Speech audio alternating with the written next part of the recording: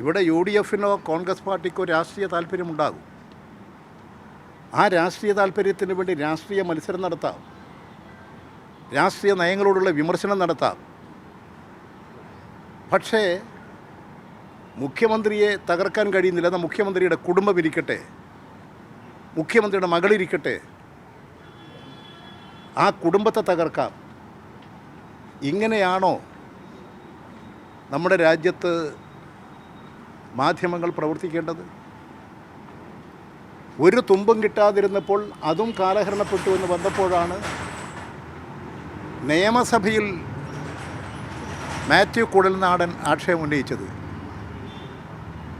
ആ പ്രശ്നങ്ങൾക്കെല്ലാം എത്ര ഭംഗിയായി വസ്തുതാപരമായി മുഖ്യമന്ത്രി നിയമസഭയിൽ മറുപടി പറഞ്ഞു. അതിനുശേഷവും എന്താ ചെയ്തത്? പരാതി കൊടുക്കുക, മാധ്യമങ്ങൾക്ക് കൊടുക്കുക, പരാതി കൊടുക്കുക, മാധ്യമങ്ങൾക്ക് കൊടുക്കുക. മാധ്യമങ്ങൾ ആ വിഷയം പ്രചാരബല നടത്തുക. ഇപ്പോൾ വിജിലൻസ് കോടതി കൊടുത്തില്ലേ? എന്തെങ്കിലും ഒരു തെളിവുണ്ടോ?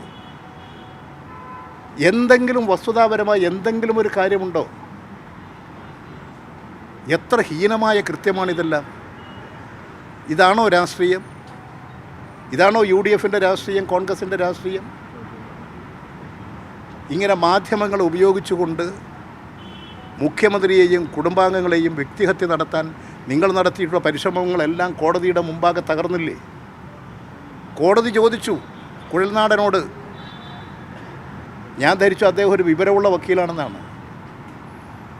അദ്ദേഹം വയലാർ രവിയോടൊപ്പം കുറേ കാലം അദ്ദേഹം മന്ത്രിയായിരുന്നപ്പോൾ പ്രവർത്തിച്ച ആളാണ്. എന്തെങ്കിലും ഒരു തെളിവ് വേണ്ടേ? കോടതി നിരവധി വട്ടം ചോദിച്ചു, എന്താ തെളിവ്?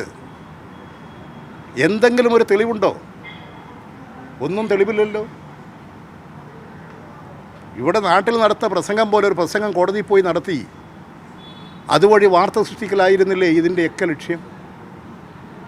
അതുകൊണ്ട് ബോധപൂർവം നുണപ്രചാരണം നടത്തുക, അടിസ്ഥാനരഹിതമായ ആരോപണങ്ങൾ ഉന്നയിക്കുക, ഒരു വസ്തുതയുമില്ലാതെ ആക്ഷേപം ഉന്നയിക്കുക.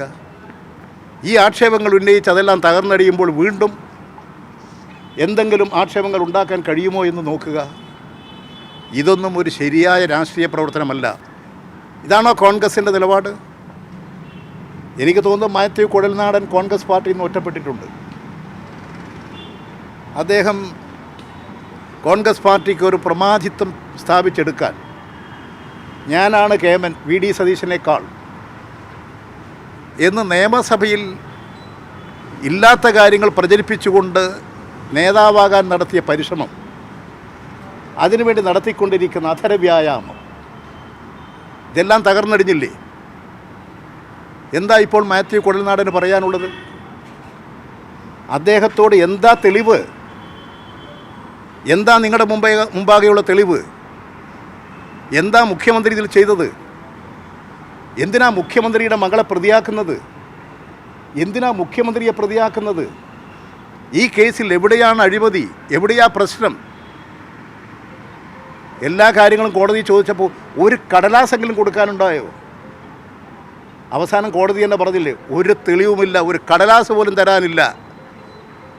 ഒരു പരാതി എഴുതി കൊടുത്ത് കോടതിയുടെ സമയം വരെ കളയുകയല്ലേ ചെയ്തത്. ഒരു സ്ഥിരം വ്യാപാരി, ഈ കോടതി കയറി ഇറങ്ങി പിന്നെ ഇത് നടത്തിക്കൊണ്ടിരിക്കുന്ന, വ്യവഹാരം നടത്തിക്കൊണ്ടിരിക്കുന്ന ഒരു ശല്യക്കാരനായ വ്യാപാരി, ഒരു ശല്യക്കാരനായിട്ടുള്ള കോടതിയിൽ പോയി കേസ് നടത്തി വാദിക്കാൻ നടക്കുന്ന ഈ ശല്യക്കാരനായിട്ടുള്ള ഒരാളെ മാറിയില്ലേ? ഈ നാടിന് തന്നെ അവമാനമല്ലേ?